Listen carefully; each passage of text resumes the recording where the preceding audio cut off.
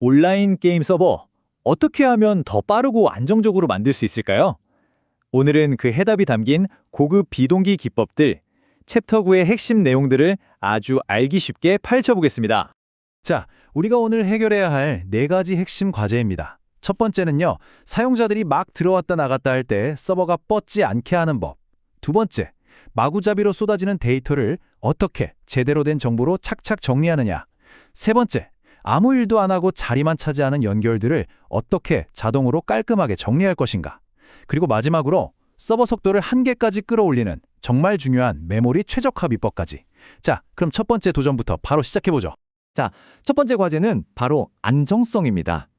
이게 진짜 기본이면서도 제일 어려운 문제죠. 사용자들이 언제 접속하고 언제 끊을지 우리는 전혀 예측할 수가 없잖아요. 그럴 때 서버가 다운되지 않고 꿋꿋하게 버티게 하려면 어떻게 해야 할까요?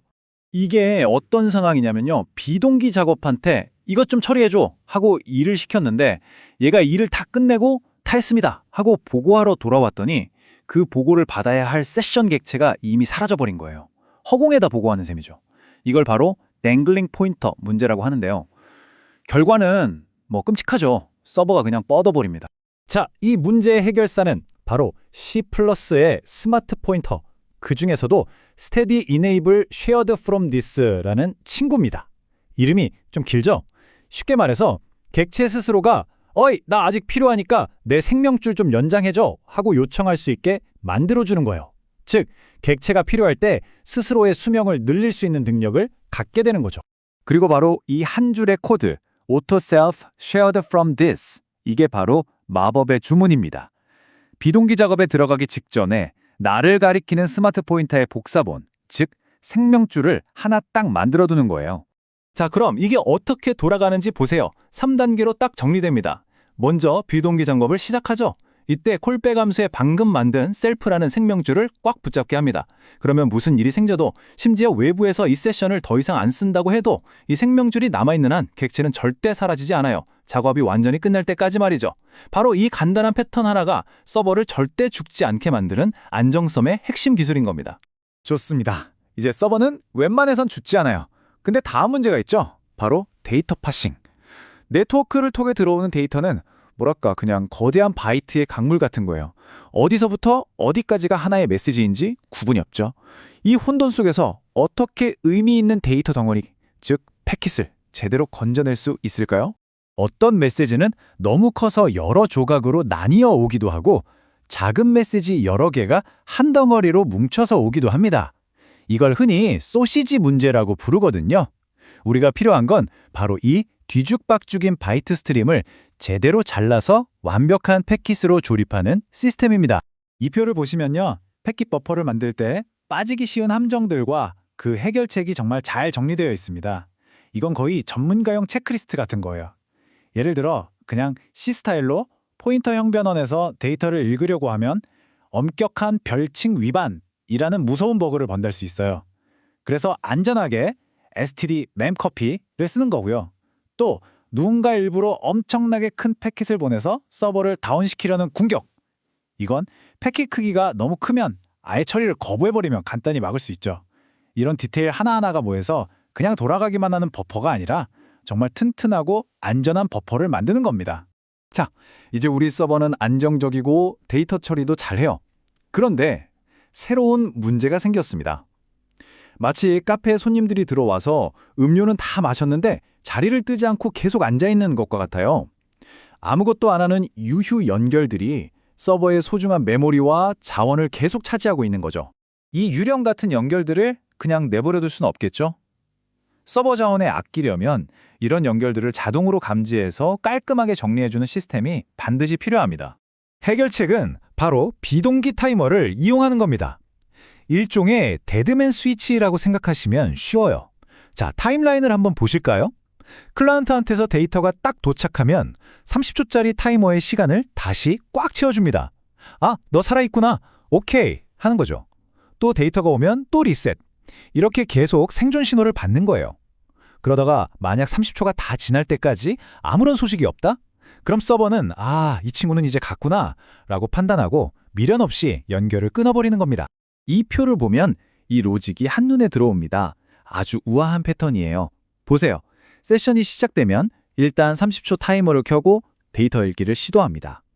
데이터가 오면 성공이니까 타이머를 끄죠. 그리고 그 데이터를 처리한 다음에 다시 다음 데이터를 기다리기 위해 타이머를 켜고 읽기를 시도합니다. 타이머 켜기, 읽기 시도, 데이터 오면 타이머 끄기, 처리, 다시 타이머 켜기. 이 사이클이 계속 반복되면서 유휴 연결을 완벽하게 걸러내는 겁니다. 자, 이제 우리 서버는 안정적이고 견고하고 자원 관리까지 잘합니다. 거의 완벽해 보이죠? 하지만 아직 끝이 아닙니다. 마지막 관문, 바로 성능 최적화의 끝판왕이 남았습니다. C++ 프로그래밍에서 성능을 갉아먹는 주범 중 하나인 메모리 할당 문제를 해결해서 서버를 정말 미친 듯이 빠르게 만들어 보겠습니다. 생각해 보세요. 엄청나게 바쁜 서버에서는 매 순간 수천, 수만 개의 작은 객체들이 만들어졌다가 사라지기를 반복합니다. 그때마다 new, delete를 호출해서 운영체제한테 메모리 좀 주세요, 이제 다 썼어요 하고 부탁하는 건 정말 비싼 작업이에요. 이런 오버헤드가 쌓이면 서버 전체의 발목을 잡게 됩니다. 그래서 나온 해결책이 바로 메모리 풀입니다. 매번 운영체제라는 큰 상점에 가서 물건을 사오는 게 아니에요. 그냥 처음에 창고 하나를 통째로 빌려서 필요한 물건들을 미리 가득 채워두는 거죠. 그리고 필요할 때마다 우리 창고에서 그냥 쑥쑥 꺼내 쓰는 겁니다. 훨씬 빠르겠죠? 원리는 놀라울 정도로 간단하면서도 강력합니다. 서버가 딱 켜질 때 운영체제한테 메모리를 왕창 한 번만 빌려요. 그리고 그걸 똑같은 크기의 작은 블록으로 잘게다 쪼개 놓습니다. 이 블록들을 쓸 수 있는 상태로 스택에다 차곡차곡 쌓아두는 거예요. 이제 메모리가 필요하다? 그럼 스틱 맨 위에서 하나 쏙 빼서 쓰면 됩니다. 다 썼다? 다시 스틱 맨 위에 올려놓으면 끝. 운영체제를 부르는 복잡한 과정이 아예 없어요. 그냥 포인터 주소만 왔다 갔다 하는 거라 속도가 말 그대로 광속이 되는 겁니다. 그러면 이걸 어떻게 ACO 프레임워크에 적용할까요? 아주 다행히도 ACO가 훅이라고 부르는 연결고리를 미리 만들어 놨어요. 우리가 ACO 핸들러 allocate라는 함수를 땡 만들어두면 ACO가 메모리가 필요할 때마다 표준 new를 쓰는 대신 우리가 만든 함수를 먼저 호출해줍니다. 혹시 메모리 따로 관리하는 거 있으세요? 있으면 거기서 주세요 하고 물어보는 거죠. 그럼 우리는 네, 여기 저희 전용 풀에서 가져가세요 하고 메모리를 건네주기만 하면 됩니다.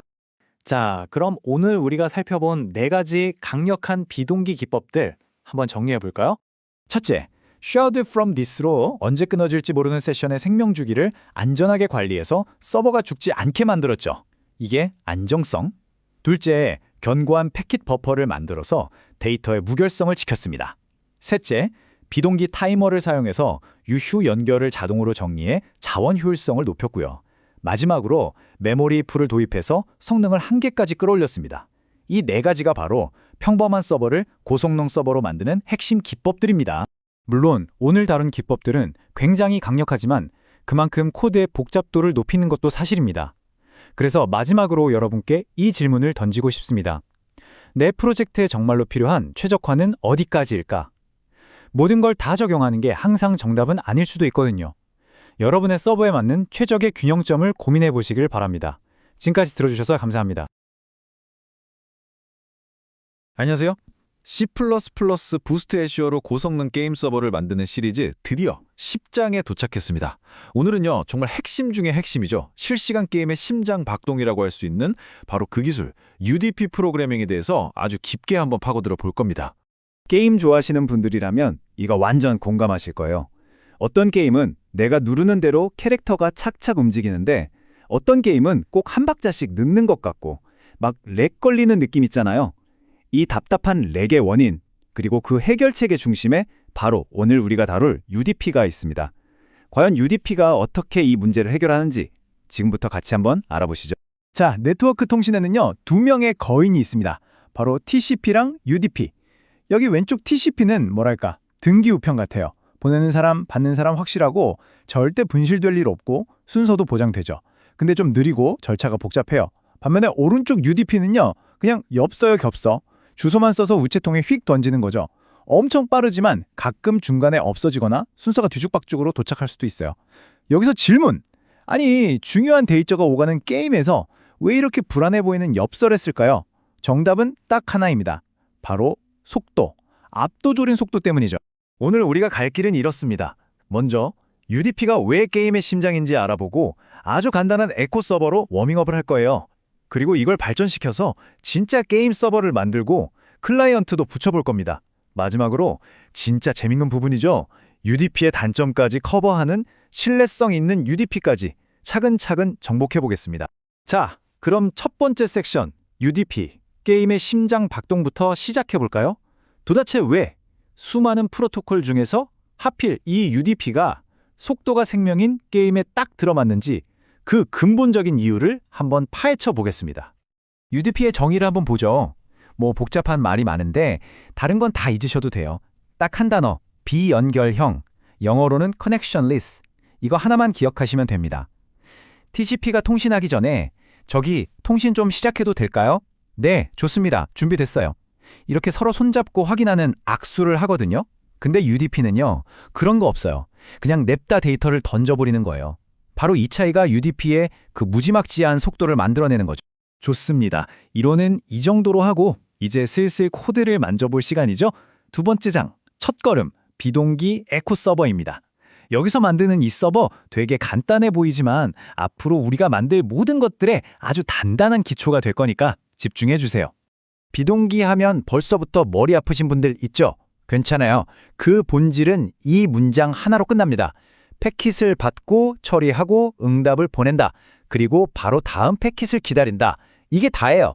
그러니까 한 명 손님 응대한다고 가게 문을 닫는 게 아니라 계속해서 다른 손님 받을 준비를 하고 있는 아주 효율적인 방식인 거죠.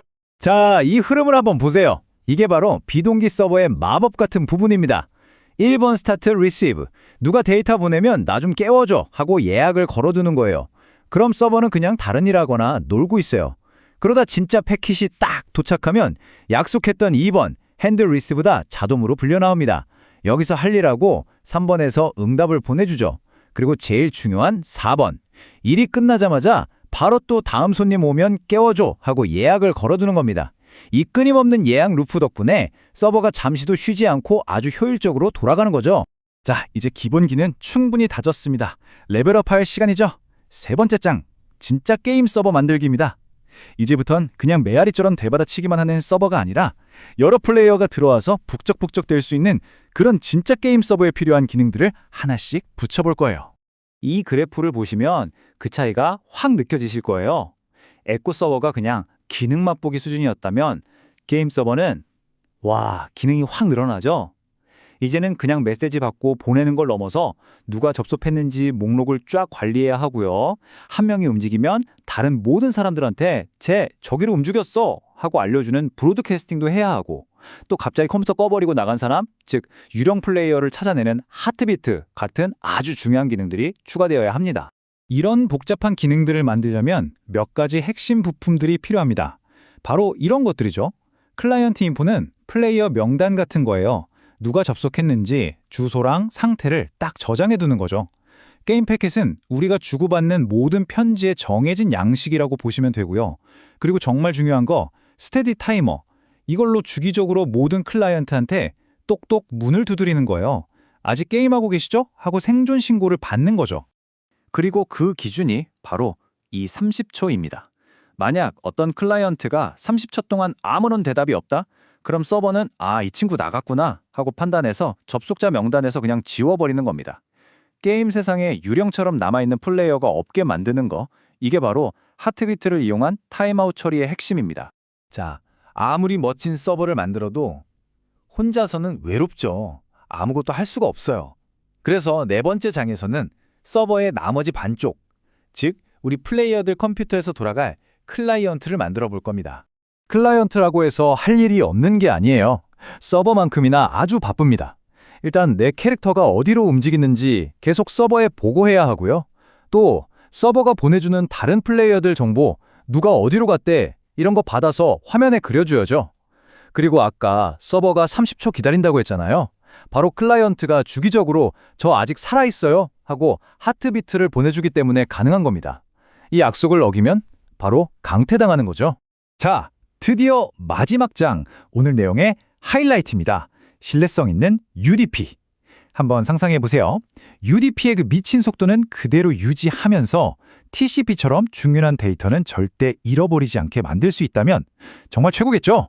두 마리 토끼를 다 잡는 거요. 네, 그게 가능합니다. 우리는 이걸 신뢰성 있는 UDP라고 불러요. 이 기술의 심장에는 딱 한 글자, ACK 있습니다. Acknowledgement. 우리말로는 수신 확인이죠. 원리는 진짜 단순해요. 제가 여러분한테 5번 편지 보냈어요 라고 말하면 여러분은 편지를 받고 나서 저한테 네, 5번 편지 잘 받았어요 라고 답장을 해주는 거예요. 만약에 제가 한참 기다려도 답장이 안 온다? 그럼 아, 내 편지가 중간에 사라졌나 보다 하고 똑같은 걸 다시 보내는 거죠. 정말 간단하죠. 근데 이걸 그냥 무식하게 하나하나 답장하는 게 아니라 아주 똑똑하게 처리합니다. 이 헤더 구조를 좀 보세요. ACK 넘버라는 칸에는 100번 편지까지는 빠짐없이 순서대로 다 받았어요 라고 한 방에 알려주는 거예요. 그리고 더 기가 막힌 건 이 ACK 비트 필드인데요. 이건 뭐냐면 그리고 100번 다음 편지들은 순서가 좀 엉망이긴 한데 일단 102번이랑 105번은 도착했어요 라고 콕콕 집어서 알려주는 거예요. 그러니까 답장 한 번에 수십 개의 편지 상태를 알려줄 수 있으니 얼마나 효율적이겠어요. 이 재전송 시스템은 이렇게 돌아갑니다. 일단 패킷을 보내고 스톱워치를 탁 눌러요. 한 200m초 정도 지났는데도 ACK 답장이 안 온다? 그러면 이거 분실됐네 하고 바로 똑같은 걸 다시 보냅니다. 이걸 5번이나 반복했는데도 감감무소식이다? 그럼 서버는 이 친구는 가망이 없구나 하고 미련 없이 연결을 끊어버리는 겁니다. 아주 단호하죠. 네, 이 그림이 지금까지 우리가 한 모든 걸 요약해줍니다. 우리는 UDP라는 엄청나게 빠른 스포츠카 엔진은 그대로 두고 그 위에 ACK라는 튼튼한 브레이크, 시퀀싱이라는 내비게이션, 그리고 재전송이라는 보험까지 완벽하게 장착한 거예요. 그 결과물이 뭐냐고요? 바로 TCP의 안정성과 UDP의 속도를 모두 가진 우리만의 괴물 같은 커스텀 프로토콜이 탄생한 겁니다. 자, 오늘 내용 머릿속에 확실히 넣어드릴게요. 핵심만 딱 정리해봅시다. 첫째, 속도가 중요하다. 무조건 UDP입니다. 둘째, 서버가 버벅대면 안 된다. 비동기 I/O는 선택이 아니라 필수고요. 셋째, 유령 플레이어는 싫다. 하트비트로 계속 생사를 확인해야 합니다. 마지막으로 아이템 획득 같은 중요한 순간은 절대 놓치면 안 되니까 신뢰성 UDP라는 보험을 꼭 들어두셔야 합니다. 이 4가지만 기억하셔도 오늘 수업은 완벽 마스터입니다. 오늘 우리는 UDP라는 강력한 도구의 사용법을 배웠습니다. 이제 여러분은 단순히 돌아가는 프로그램을 넘어서 사용자가 와, 빠르다 라고 느낄 수 있는 그런 쾌적한 실시간 프로그램을 만들 수 있는 기초를 다지신 겁니다. 자, 이제 이 강력한 UDP의 힘을 여러분의 다음 프로젝트에 어떻게 녹여내실 건가요? 여러분의 멋진 도전을 진심으로 응원하겠습니다.